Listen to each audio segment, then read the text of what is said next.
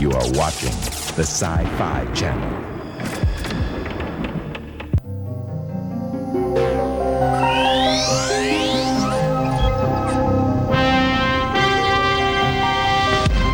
You're caught in the SF Vortex. This station is now the ultimate power in the universe. Hey, you can say that again, especially because after 20 years, the Force is back with us. Better late than never, certainly. In another galaxy far, far away, Babylon 5's Londo is up to his old tricks again. And you won't be able to see it unless you knew what you were looking for. Is there a doctor in the house? Captain Janeway has a killer virus, and it's spreading fast. What about Chakotay? Is he infected too? No, he's fine. And so is the crew of MST3K. They're in our war room, and this time there's more screaming than laughing. So hold on tight, folks, because it's going to be a fast ride as we take a look at what's happening this week in the world of sci-fi entertainment.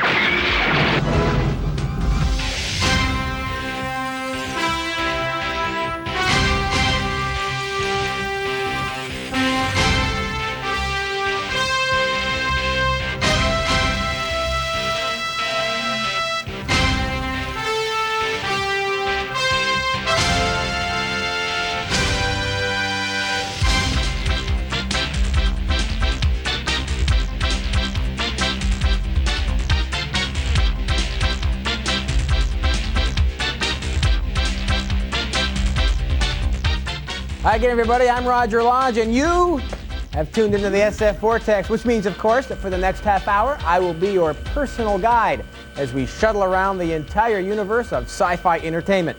All, of course, from the safety of my virtual space station. And later on in the war room, we'll be joined by the inhabitants of another space station, the Satellite of Love. That's right, folks. The gang from Mystery Science Theater 3000 will be here to talk about their show and its new home on the Sci-Fi Channel, so stick around for that. Well, as promised, we are about to be joined by the cast and crew of MST3K. How are they adjusting to their new home here on the Sci-Fi Channel? We'll play Welcome Wagon in the War Room in just a minute. Stay with us. That's right, there's a lot to scream about because the MST3K gang has dropped anchor on the Sci-Fi Channel. We'll have a preview when SF Vortex returns. Hey, what's this? I'm not done yet. Mystery Science Theater 3000 has staggered back to life. Mystery Science Theater 3000 premieres Saturday at 4 p.m. Eastern.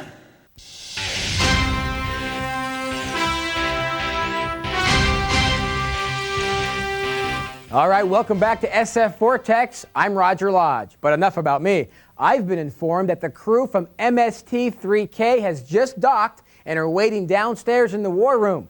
Now, the cult sci-fi parody show has been without a network for a while, but fear not, folks. Brand new episodes will be airing weekly here on the Sci-Fi Channel starting February 1st. So, here's a little taste to get you all riled up. In the not too distant future, somewhere in time and space, Mike Nelson and his robot pals are caught in an endless chase. I'll send him cheesy movies, the worst I can find. He'll have to sit and watch them all, and I'll monitor his mind.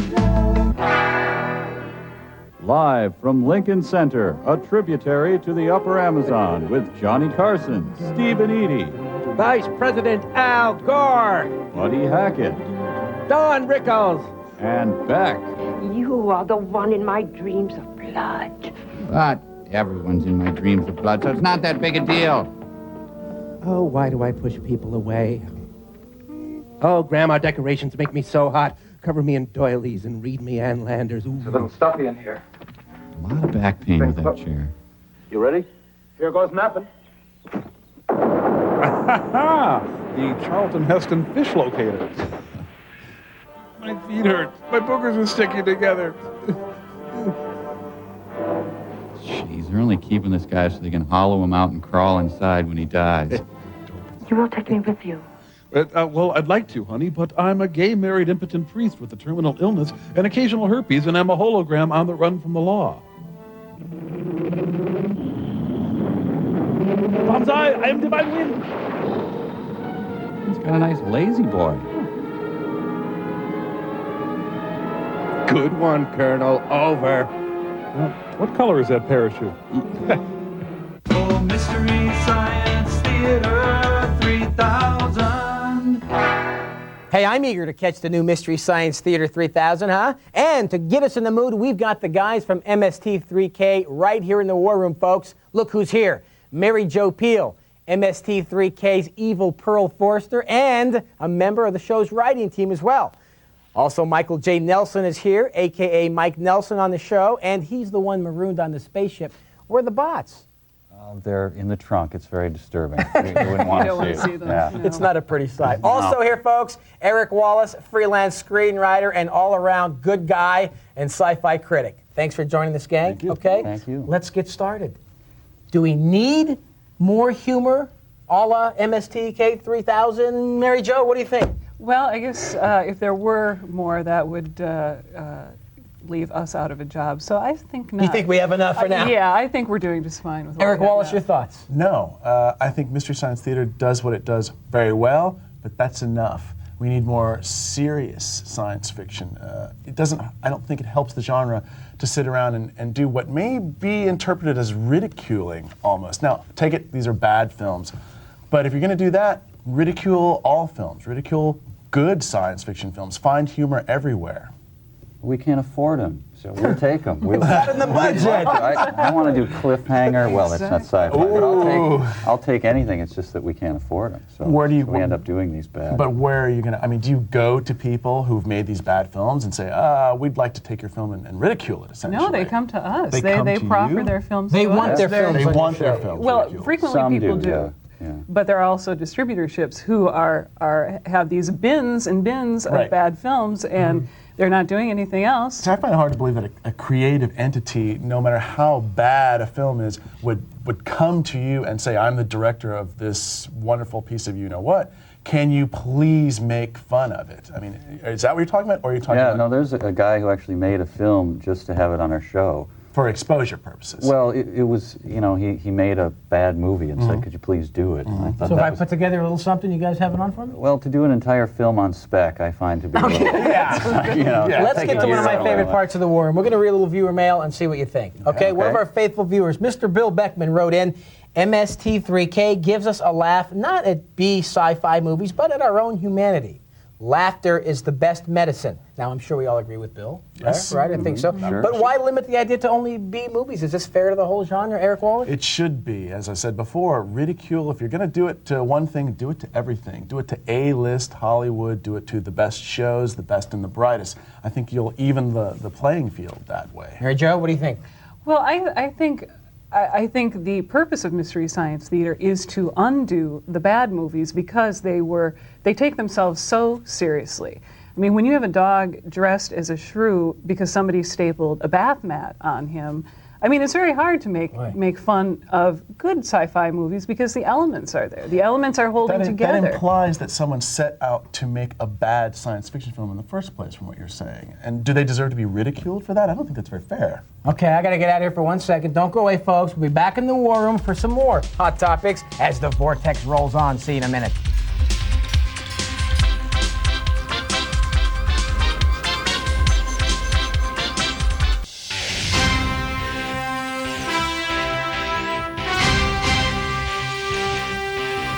All right, welcome back to SF Vortex. We're still in the war room with MST3K's Mike Nelson and Mary Jo Pehl and screenwriter Eric Wallace. All right, gang. Is a show, and don't take this personal, it's just a question. I'm throwing it out there for whatever it's worth. All right. Is a show like MST3K, would it possibly be detrimental to the sci-fi genre? What do you think? I hope so. No, no, I'm sorry. I'm just trying What are to you get gonna some say? Yes? random acrimony here. No, I don't think so. I mean, it's kind of like making fun of a religion or something. It's always going to be there. How are we, us, little piddling, we're lint on the floor. How are we going to destroy We're it? not going to undo it. It's a sci-fi. thriving I think that's genre. a good point, but when people see you doing your thing to bad science fiction films, and especially people who aren't familiar with the genre, they're going to bring that over and say, oh, science fiction's a hokey genre. It's not to be taken seriously. Well, I don't think you're giving them very much credit for thinking independently. Science fiction genre already has that problem. Science fiction, fantasy, and horror films already don't get enough respect as it is with mainstream media. But it's they're not up to being the real shows drama. themselves to I would agree with you, gain but that respect. as much as you guys do a great job, you just, I think, are doing a bad thing. It's a bad influence. You do it well, though. I'll give you that. Well, I don't think anything should take itself that seriously where it can't take a little ribbing. And I don't think it's so much about the sci-fi convention. It's about these movies where they're employing weird methods to convey some horror, and it's just not effective. Well, those weird methods maybe just they don't have enough money to create a Geiger-esque or Giger-esque alien like they did in A-budget Hollywood films. Is that reason to ridicule them? Or it's someone's first acting gig, they just got out of school, or someone's first writing gig, they're trying to feed their family, and they make something that's a clunker, it's a dud. I mean, your own book, you have Kurt Vonnegut talking about this very topic, and he says to you, well, maybe you should cut these people a slack, I wrote some things that weren't so good, and I had to eat, and I was starting off. Boom. I mean, Kurt Vonnegut, man. But don't the people send the movies to you? You stated that earlier. They send you their movies. They know you're going to make money. Some people do, but there are distributorships that have already bought up these movies that are sitting there in somebody's basement not doing anything because no one wants to see them anymore. Because we've also, we've heard from the people that you just described, people that was their first movie, and they actually like it. I mean, we heard from Miles O'Keefe, who's in now that his career is blossoming like it is. It's fun to see his old stuff. Some people maybe like that. I find it hard to believe that, and correct me if I'm wrong, You're that wrong. a Roger... We will. If like a Roger Corman called up and said, I'm so glad you ridiculed my film blank last night, and that's something else that the Mystery Science Theater, at least from what I've read, says that Roger Corman is a bad director. He's made a lot of bad films. I completely disagree with this. I totally what's disagree. a good Roger Corman? I'll name 5. I won't even name one. What are Mask of the Red Death, Tomb of Ligeia, Premature Burial, House of Usher, and The Raven. Go, Eric. You're on a roll, my friend. And by what criteria are you judging this? By the criteria of showing the let's take The Raven. Let's take a practical example as a horror film. Okay. It combines comedy. It's funny. What? You get wonderful performances from Boris Karloff, Vincent Price. Are you ridiculing Vincent Price? I You're certainly ridiculing a wouldn't. dead man? Let me take a second. Let me butt in, if I may. Please, for all my show. Please. 75% of our viewers that voted in our War Room poll, they said that MST3K was not detrimental to the genre. However, before you get all excited, take it easy. I'm sorry. Before you get all excited, I'm celebrating. go ahead. I'm Before you spiking the guys ball. start doing the wave, 25% of our viewers actually agreed with Eric Wallace. They think you're doing a disservice. Okay, and we're equal. We're an equal service war room. Go ahead if you want to make a comment. Go ahead. I fail to see how our show can undo such a broad, substantial genre. I don't think your show is personally single-handedly undoing 75 years of science fiction cinema. However, let's look at it, I know you're sorry, look at it as the foundation for people, like I said, who are more casual viewers of the show. A hardcore science fiction fan isn't going to be thrown off by your show. In fact, he's going to love it because what you do it very well. However, the people who are in the middle, the people who already don't have respect for the genre, as I said earlier, those are the people who are going to get the worst out of it and are going to spread that. All right, one of our viewers, Michael Lehman, he's a faithful viewer, so let's read his letter. Okay. He says if it were good movies, it might be detrimental. But because these movies are, shall we say, not that good, they deserve a little ribbing. No, I don't buy that because a lot of times, not very often, but you guys have ridiculed, I think, good movies. And let's cite some examples. Rocket Ship XM. Stinkburger. Stinkburger? But the fact that there's... No, that was one of the first science fiction films to bring science fact into the forefront of main science fiction. I agree But that not very doesn't effectively. necessarily make for good cinema. Precisely. Does that mean it should be ridiculed, though? It's not, I think it should be we're talking about teased. opinions I here. think we're talking about teasing. that. You guys did Revenge of the Creature, as I recall. Fine, that I can understand. But now let's take something like the kaiju films, the Godzilla films. You guys have constantly ridiculed Godzilla versus the Sea Monster, the Gamera movies, Godzilla versus Megalon. Yeah, and those are classics, by the way. No, I'm not saying that they're classics, but it's a style of filmmaking that's very traditional and very sacred for another culture in Japan, and it's part of their traditions. How many I think that's a bit of a it's being stretch. presented. No, it's not. Okay, No, how it many? is How not. many? How many think Eric should lighten up? Raise your hand. I mean, right here. He'll Raise your hit hand. me. Go He's ahead. gonna hit All of me. I'm America. sitting right Too next close to to There's me. a him. I'll wave. say it. Go ahead. Oh my God. Go Okay, ahead. let me move on. Name me one movie that should never, ever appear on your show. Me first? Go ahead, Mary Jo. What the heck? The Sound of Music. Okay, there you go. Michael? The Trial of the Incredible Hulk. It was top That was filmmaking. terrific stuff. It was, Terrific. Wasn't Thor in that? Thor was in that. I liked Very it. The good. wings. Now, see, I suppose you're going to tell me you like that. I movie. loved it. All right, real quick before we get out of here, name me one that just absolutely deserves to be on your show and should just be ripped, What's your torn, favorite movie? destroyed. Eric, I think you're a good choice for this one. What do you think? Well, let's go with something contemporary. Let's go with Independence Day. What? What are you saying, 300 million? No, it has nothing to do with money. It has to do with stereotyped characters that aren't going to hold up in 20 years. All right, there you have it. That's it for the War Room. I want to thank my guests, Eric Wallace, the shy Eric Wallace, Mike Nelson, Mary Jo Peel. Be sure to check out the new Mystery Science Theater 3000, folks, right here. Where else but on the Sci-Fi channel? Now, don't go anywhere, because we are right back with more SF Vortex in a moment.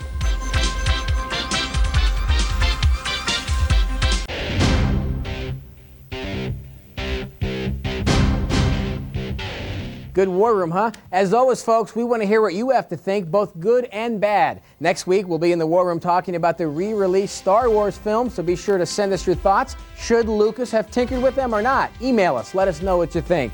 I'm Roger Lodge. We're SF Vortex. We're out.